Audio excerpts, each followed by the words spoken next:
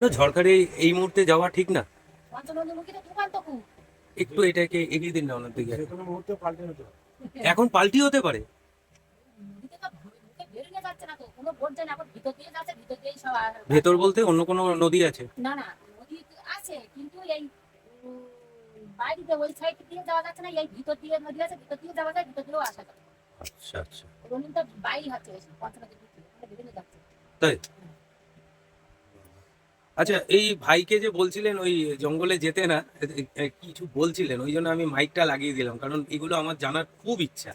আমি এই বিভিন্ন আমাদের যখন চরঘারি বাড়িতে আসি তখন সবার কাছে জিজ্ঞাসা করি যে আপনাদের কি অভিজ্ঞতা, কারণ আমি ওই ইউটিউবে এরকম দেখি, আমারও দেখতে ইচ্ছা করে। কোনোদিন হয়েছে দক্ষিণ রায়ের সামনাসামনি? জঙ্গলে যেতে না করছিলাম এই কারণে, যখনই শুনলাম যে ওর কোন বন্ধুরা নাকি হাইজাক আনতে হবে, আচ্ছা। জঙ্গলে যেতে না করছিলাম এই কারণে, যে কারণে ছিলাম মানে রায়মঙ্গল যেটা বলা হয়, হুম। রায়মঙ্গলের বাউন্ডারি সবাই দেখেনি, সবাই দেখতে পারবে কিনা জানি না, তবে ওই ছিলাম সাইড দিয়ে অনেক ছেলেরা আছে যারা জানে না, শোনে না, চেনে না, তারা গিয়ে ওই মাছ তো খুব লাগে, ওখানে খুব মাছ হয়? খুব মাছ লাগে, কারণ বড় নদীর পাশে আচ্ছা যদি কোনো খাল থাকে, ছোট খাল, সেসব খালে কিন্তু প্রচন্ড মাছ লাগে।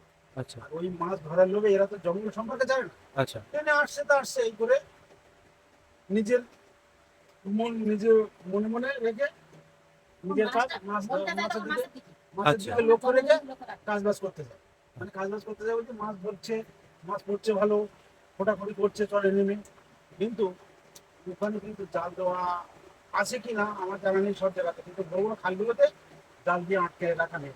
আচ্ছা আচ্ছা যে কারণে বলছিলাম যে জঙ্গলে লক্ষ্য রাখার, খেয়াল রাখার কিন্তু সেরকম আমি মন মানসিকতার লোক আমি এখনো পর্যন্ত খুব কম দেখেছি। এই কারণে জঙ্গলের দিকে শুনে হাজার লোক করে কখনো কোনো অসুবিধা নেই, আর মন থেকে মনে হচ্ছে কিছু নেই কিছু নেই। ভগবান যেমন ভগবানকে ডাকলে পাওয়া যাবে, সেটা ভগবানের মুখ যেন হঠাৎ করে উদয় হয়ে গেল, কিছু নেই, একবার লক্ষ্য করতে হয়ে গেছে, বা যারা যারা জানে না শুনে না তাদের পিছনে কিন্তু বেশিরভাগ বাঘ লক্ষ্য রাখতে যাদের অভিজ্ঞতা কম, কম। যাদের অভিজ্ঞতা কম, আর ওই বাঘটা কিন্তু ওই বাউন্ডারি দিয়ে বেশিরভাগ ঘোরাফেরা করে, প্লাস যেখানে নেট দেওয়া নেই। লক্ষ্য রাখে এপারের দিকে কোথায় কোন মানুষ হাঁটাচলা করছে। এটা কিন্তু আমার ব্যক্তিগত অভিজ্ঞতা, কারণ আমি অনেক ছবি দিয়ে মাছ ধরতে দেখলাম। শিখেছি, মানে জঙ্গলের সম্বন্ধে আপনাদের প্রচুর অভিজ্ঞতা আছে। ওই জন্য ওকে নিষেধ করছিলাম, কারণ গত এই তো মাস তিনেক আগে, একটা লোক ওরকম একটা জাল টানছিল হাত দিয়ে, আচ্ছা উপর থেকে লাগিয়ে ধরে শিশুটাকে নিচে দিয়েছে। আর আমার ব্যক্তিগত আমার নিজের বোনাই, ধর্ম সম্পর্কের বোন, তার মেয়ে দেওয়া, সেই ছেলেটাও একা থেকে রেখেছিল, ধর্ম সম্পর্কে জানে না, সবাই আগে চলে গেছে, ওর পিছনে মাছ পরে মাছ, হ্যাঁ আমি মাছ পাচ্ছি, আমি এখানে জাল ফেলবো, আমি এখানে মাছ মারবো, এই করতে করতে তার তাদের উপরে এসে পড়েছিল, কিন্তু জলের মধ্যে পড়েছে বলে ও একটা কিছু অসুবিধা হয়। আর মানে ওর গায়ের ওপর ঝাঁপিয়ে পড়েছিল? ঝাঁপিয়ে পড়ে ডুবমারে, মানে জলে ডুবে গেছিল, কি অন্য সাইড হওয়ার চেষ্টা হচ্ছিল, ও ভেবেছিল যে আমি চুপ করে যখন ডুবমারে থাকলে কিচ্ছু হবে, কিন্তু বাঘ কিন্তু বুদ্ধিমান, বাঘ জানে ও ডুবমারে এখানে আসে, সেই দেখে ফলো করে বাঘ লাফিয়ে পড়েছে, পড়ে হাতা মেরে দেখে সেখানে রয়েছে, নড়াচড়া যখনই করেছে তখন দেখি ওর ভাগ ধরে, ভাগটা কোনো মতো ধরতে পারেনি বলে প্রাণ বেঁচে গেছে। তাহলে তো যে কোনো অঙ্গ প্রত্যঙ্গ একটা ওর নষ্ট করেই দেবে, ওর যা। দেবে কি এখন, এখনো পর্যন্ত তার মুখ বেঁকে রয়েছে, মুখ বেঁকে রয়েছে, মুখ বেঁকে রয়েছে। এখনো পর্যন্ত। ঠিক হয় না, জনজন ওরকম থেকে যাবে, যতদিন পাশ দিয়ে ততদিন ওরকম বেঁকে যাবে, তাহলে ঠিক হয় না। ঠিক বাঘের দেখা আর বাঘের লোভ দিয়ে নামা পড়ে, আচ্ছা। বুঝতে পারেনি সেই শিকারটা, হ্যাঁ সেই শিকার দিনের পর দিন শুরু হয়ে যায়, যত ভালো ভাগ লাগে তাই। এটা আমার অভিজ্ঞতা, আমার দেখা। মানে বেঁচে ফিরলেও শান্তি নেই।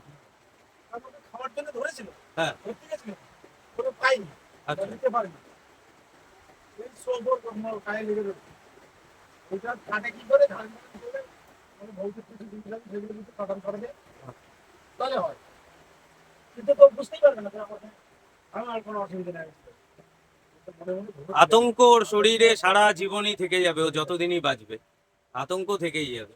আমি দেখেছি তো সাথে দেওয়া কিরকম গাপটা করতেছিল, এখন কিরকম শরীর খারাপ হয়ে গেছে। আমি নিজে দেখেছি, কিন্তু আমি বললে কি সেটা হবে, আমি তোমার মহাপ্রভু ধরে দিয়েছি, এখন যদি তুমি ভালো কথা বলতে চাও যে কোনো মানুষকে, সেভাবে যে বা দেবতা এসেছে, হুম হুম আমার এমনিতে ভালো মনে করে। হুম এই হুম। জন্য আমার দরকার কি যে সে আমার উল্টো পাল্টা তোমার ভালো কথা বলে লাভ নেই। আমি তো বলি না। আচ্ছা, আপনি এত বছর যাবত এই যে বোট চালাচ্ছেন, তো যারা টুরিস্টরা আসে তাদের জন্য কি খুব সতর্কতা নিতে হয়? বুঝতে পারলেন? তাদের জন্য সতর্কতা নিতে হয়। হ্যাঁ মানে এরা তো কিছু মানুষ আছে বাঘ নেই এ নেই তা নেই নানান গল্প করে। হ্যাঁ আমরা তো জানি বাঘের বিষয়টা। হ্যাঁ আমরা যদি হাজার গল্প করি ওই জন্য বেশি গল্প করা হয় না। তবে আমাদের সঙ্গে আছে যখন আমার বোটে চড়েছি যখন আমার সেইভাবে ঠিক যতই যাই বলুক না কেন আমি সেইভাবে আমার লাইন দিয়ে চালাতে হয়। কারণ একটা ক্ষতি হয়ে গেলে প্রত্যেকটা সরকারের কাছে সরকার কিন্তু আমার কাছে নেই। একদম একদম একদম। ওই জন্যে আমার নিজের সতর্ক নিজের কথা বলে সতর্ক তো থাকতেই হবে, নিজে কারণ থাকি চলাফেরা করি। ওটা তো 40 জন লোক থাকে, তাহলে 40 জন লোক একটা লোকের উপরে সবকিছু। একদম। যদি বোটে কোনো অ্যাক্সিডেন্ট হয়, কোনো ক্ষতি হয়, বোট মালিকের আগে ধরবে। বোটের কোনো অসুবিধা হলে আগে বোট মালিককে ধরবে? বোটে কোনো অসুবিধা হলে আগে তো বন্যা যে কোন বোটটাই অ্যাক্সিডেন্ট হয়েছে আচ্ছা। তখন তো বোট মালিকের আগে ধরবে। হ্যাঁ যখনই প্যাসেঞ্জার আমার বোর্ডে চড়ানো হয় উঠে যাবো, হ্যাঁ। সেইখান থেকে আমি আমার বোর্ডটার কথা বলছি। হুম। মানে এটা কিন্তু প্রত্যেকটা যতগুলো বোর্ড লঞ্চ আছে তাদের কিন্তু দায়িত্ব দেওয়া যাচ্ছে। একদম। এইবার তার মধ্যে যে ভুল করবে সে ফাঁসবে। হুম হুম তাদের পিছনে অনেক মিথ্যে কথা দিয়ে তাদেরকে ছাড়িয়ে নেওয়া হয় কিন্তু হুম। সেগুলো অ্যাকচুয়ালি ঠিক জিনিস কিন্তু হুম। এইভাবে মিথ্যে কথা বলে ছাড়িয়ে নেওয়া উচিত না। যে আচ্ছা। জানে না তার ওই কাজে যাওয়ানো বা বোট চালানো উচিত না। এটা জেনে বুঝে আমাদের থাকতে হয়, প্লাস নিষেধও করা হয়। নিষেধ করলেও যদি না শোনে কিছু করার থাকে না। আচ্ছা, এই যে আপনার বাড়ির এই এই যে নদীটার উল্টো দিকে যে জঙ্গলটা আছে, কোনোদিন এরকম হয়েছে এখানে কোনোদিন এসছেন মানে পার হয়েছে কিছু হয়েছে এরকম কোনো অভিজ্ঞতা আছে? আগে আসতো আগে আসতো?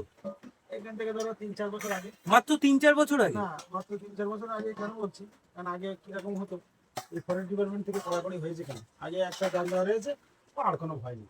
এবার ওই জাল ছিঁড়ে কিংবা ওই জালের খালগুলো আর বড় বড় যে খালগুলো ছিল সেই খালের মুখগুলো আটকানো ছিল না, যার আচ্ছা। ফলে বাঘ ওই রাস্তা দিয়ে পেরিয়ে এসে আমাদের এই জঙ্গলের মধ্যে থাকতো। তবে মানুষ ধরিনি, কোনো ছাগল ফাগল ধরলেই আমাদের সতর্ক হয়ে যেত, সবাই জেনে ফেলতো যে এবারে এসছে? হ্যাঁ এবারে এসে ওরা আসলে বোঝা যায় যে তখনই ফরেস্ট ডিপার্টমেন্টকে মানে জানিয়ে দেওয়া হতো, সেখান থেকে এসে কুকুর সব বের করে দিত। মানে ওরা আসলে বোঝা যায়? কিছু কিছু সতর্ক আমরা বুঝতে পারি। কিরকম কিরকম একটু যদি আমাকে বলতেন। যেমন কুকুর ডাকবে না, কুকুর ডাকবে না? না কুকুর ভয়টা আরো ঘরের ভিতরে ঢুকে যাবে। তোমার তার প্রত্যক্ষ প্রমাণ, তুমি বসে আছো তোমার ঘর রয়েছে নদীর পাড়ে, হ্যাঁ একদম এই রাস্তার কাছে, হ্যাঁ ওই বাঘ যদি পার হয় হ্যাঁ। কুকুর কোঁ কোঁ করবে আর তোমার কি মানে ঘরে বারান্দা ওঠার চেষ্টা করবে। ও এটা এদিকে তোমার ফলো করতে হবে, তাহলে ঠিক বাঘ পার হয়েছে। যারা জানে জঙ্গল সম্পর্কে আপাতত, এখন তো অতটা জানে না বোঝে না, তারা এই মৃত্যুর পথে। আচ্ছা, এই যে নেট, এই নেট দেওয়ার ফলে এই নেট সুন্দরবনের পরিধি মাপা মুশকিল। তো এই যে নেট, এই নেটটা কি যেদিকে যে পারে মানুষের বসবাস আছে সেইভাবেই দেওয়া আছে? হ্যাঁ, হ্যাঁ মানে যতদূর এলাকা আছে সেই এলাকা ধরে টোটালি জঙ্গলের পাড় দিয়ে পুরো নেট দেওয়া আছে? পুরো নেট দেওয়া না, প্লাস্টিকের জাল। হ্যাঁ। কারণ জালটা দেওয়া হয় এই কারণে, ওই জালে একবার পা জড়িয়ে গেলে ওরা ভয়ে আর ওই জালের কাছে আসে না। আচ্ছা, এই নেট দেওয়ার ফলে অনেকটা উপকার হয়েছে না? যখনই বাঘ দেখলো যে এটা খুব খারাপ জিনিস, এর গায়ের ধারে গেলে আমরা আটকে যাব বা বিপদে পড়ে যাব, আচ্ছা। ও যতই হিংস্র হোক না কেন ও সেই ওরা ভয়ে- মনে করে যে আমাদের জন্য ফাঁদ পেতে রেখেছে। হ্যাঁ, ও সেই ভয়ে এই জালের কাছে আসে না। নাহলে প্রথমত ওরা বুঝতে শিখিনি বা বুঝতে পারতো না, সেই মতো ভাবে ওরা জাল ফেলে। আচ্ছা, আমি মেসমশাই একটা কথা বলছি, এই যে আপনারা জঙ্গলে যান, তাহলে জঙ্গল সম্বন্ধে কম বেশি আপনি কেন, আপনার মতো এখানে লোকালে যারা থাকে তাদের সবারই কম বেশি অভিজ্ঞতা হয়। এই যে আমি সামনেটা দেখতে পাচ্ছি এবং অনেকক্ষণ ধরে তাকিয়ে রয়েছি, যদি কিছু দেখা যায় এটা পসিবল না। হুম। ওরা কি অনেকটা ভেতরের দিকেই থাকে না?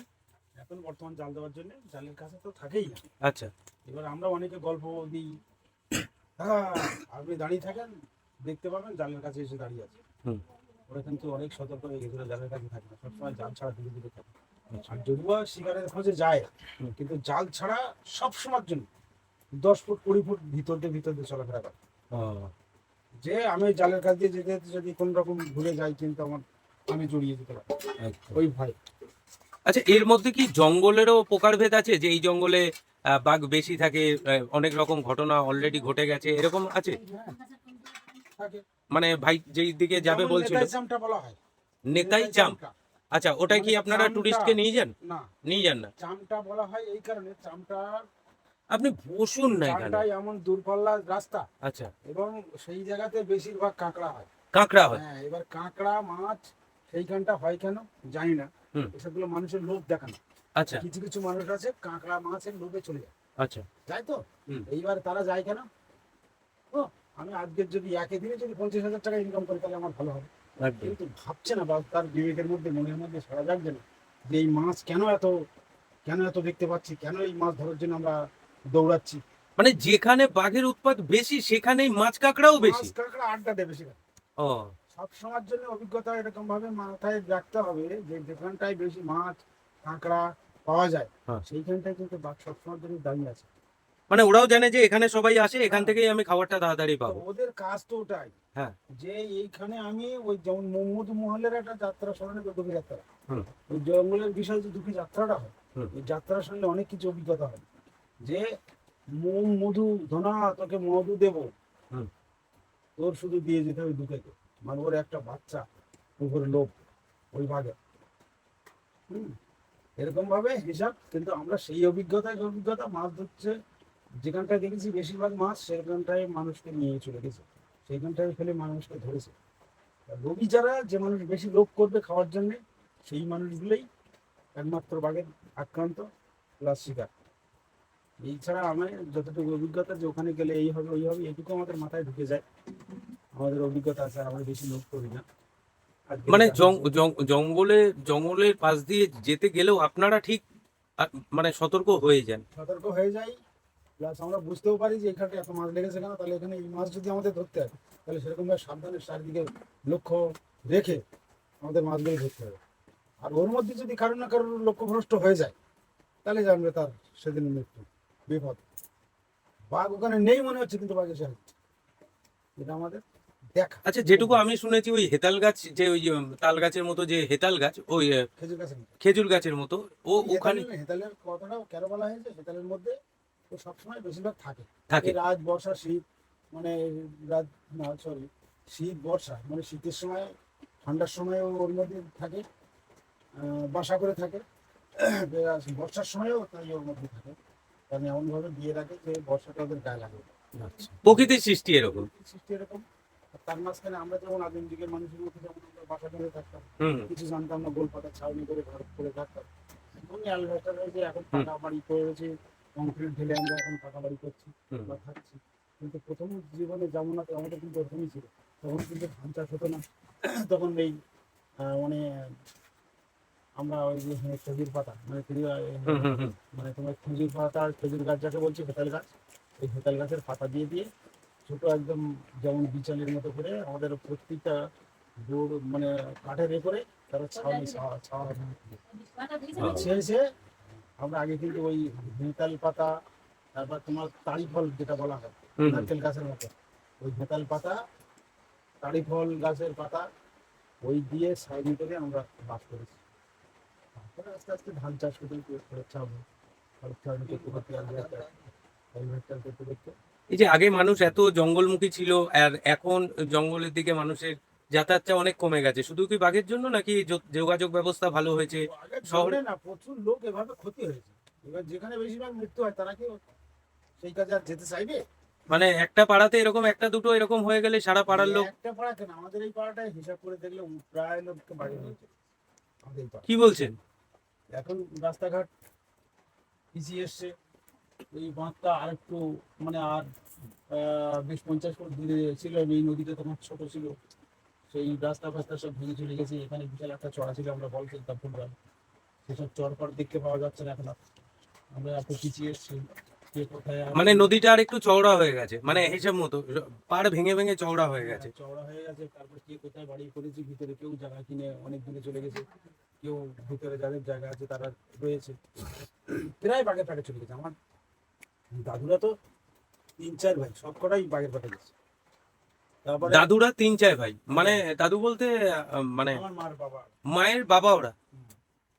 বাপরে বাপ।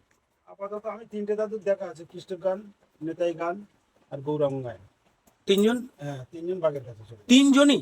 3জন। আর সুধীর গায়ন হচ্ছে আমার দাদু, ওগুলো ওইভাবে হয়নি, ওগুলোকে দোকান ছিল ওদের ব্যাপারে, অসুখে মারা গেছে। মানে এগুলো যদিও এই ঘটনা এখন অনেক কমে গেছে না, এখন মানুষও যায় না। কুখ্যাত জঙ্গল করা লোকেরা হ্যাঁ। নেতাই গায়েন আর কৃষ্ণপদ গায়েন আর হচ্ছে তোমার গৌরঙ্গ গায়েন, আচ্ছা। এটাই কুখ্যাত ইয়ে ছিল। আর কুখ্যাত কেন বলছেন? কুখ্যাত বলছি মানে এরা জঙ্গল ছাড়া কিছু বোঝে না। তাই কুখ্যাত কেন বলছেন? তাহলে তো সুখ্যাতি যে এমন একটা জিনিস দিন ছিল যে জঙ্গলে থাকতেই হবে, দিন রাত 24 ঘন্টা এরা জঙ্গলেই থাকতো। আর এদের আগেরকার কথা বলছি, পাবনা মায়ের ইয়ে ছিল, মন্ত্র ছিল, তারা মনে করলে বাঘ এরকম তাড়িয়ে দিয়ে আসতো। আমি যেখান থেকে আমার জ্ঞান বুদ্ধি হয়েছে সেখান থেকে আমি দেখেছি বাঘকে তাড়িয়ে নিয়ে দিয়ে আসছে কিন্তু, মানে সেই গরু খা দেওয়ার মতো। এটা সম্ভব? হ্যাঁ, কি করে সম্ভব? মন্তর ছিল, মন্তর জানতো, পাওনার ক্ষমতা ছিল। ওই ক্ষমতা দেখাতে দেখাতে তাদের আবার একদিন লোভ এসে গেল, সেই লোকের একটা লোভ এসে গেল যে আমার কিছু হবে না। না, আমার কিছু হবে না।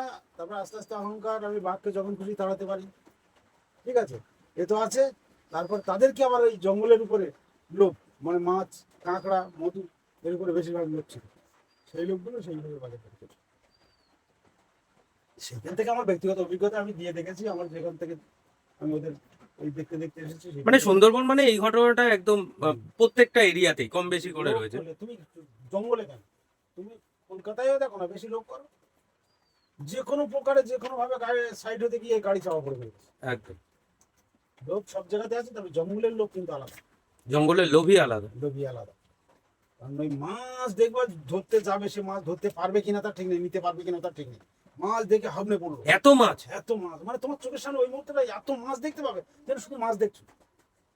মানে যত ধরবো সব আমার, সব আমার, যত ধরবো সব আমার। এগুলো মারতে পারবো, এগুলো ধরতে পারবো। এই দুটো ওখানে রাখনি কেন? দুটো করে খুব এখানে ভালো এলাকাতে লাগলো রাখো। কথা বলে। প্রচুর অভিজ্ঞতা, হ্যাঁ, আমি জঙ্গল direct- সম্বন্ধে। আমি ডাইরেক্ট দেখিয়ে দেবো। হ্যাঁ। যদি না বিশ্বাস হয়, কারণ যদি না ধরো বলছি তো, কিন্তু অনেকের বিশ্বাস হচ্ছে না, সব ফালতু কথা। আমি ডাইরেক্ট দেখিয়ে দেবো। কি দেখাবে? মাছ যাবো তো, হ্যাঁ। আমার সঙ্গে থাকবে, হ্যাঁ। মাছ লাগলে মানুষ কি করে, আমাদের নৌকায় 2 জন কি 3 জন থাকি, হ্যাঁ। মাছের লোভটাই এমন একটা জিনিস, এই ওই জায়গাটা একটা খান মান, এই পড়তেস তো মাছ, এরকম করে করে এগিয়ে যায়, এই আমি তোমার ভিডিও উঠতে হ্যাঁ। এরকম ভাবে এগিয়ে যায় তোমার, এগিয়ে গিয়ে যেতে যেতে যেতে যেতে মানে তোমার রথে যতক্ষণ না বাঘ এসে পড়বে ততক্ষণ কিন্তু মাছ কিন্তু ওখানে তুমি দেখবে যেন শুধু মাছ দেখছো, শুধু মাছ দেখছো। সব প্রকৃতির সৃষ্টি এরকম, হ্যাঁ? সব একদম। ওই জন্য আমি একটাই জিনিস সবার বিবেকে বলে উঠেছি যে লোভে পাপ, পাপে মৃত্যু। তা সেই পাপে একদম অরিজিনাল বাস্তব জিনিস এই দুনিয়াতে রয়েছে, আমরা অনেকে মানি না। অনেকে বলে ধর ওসব বিশ্বাস, ধর ওসব গল্প, বললো আমার বেকার গল্পটা ডায়লগটা দেওয়ার কি দরকার। ওই জন্য আমি বন্ধ করে দিয়েছি, কারোর বলার দরকার নেই। যে যেভাবে পারছে বলছে। সবাই সবকিছু বোঝে। সবাই সব কিছু বলছে, সব কিছু বলছে। হ্যালো। নিয়ে তো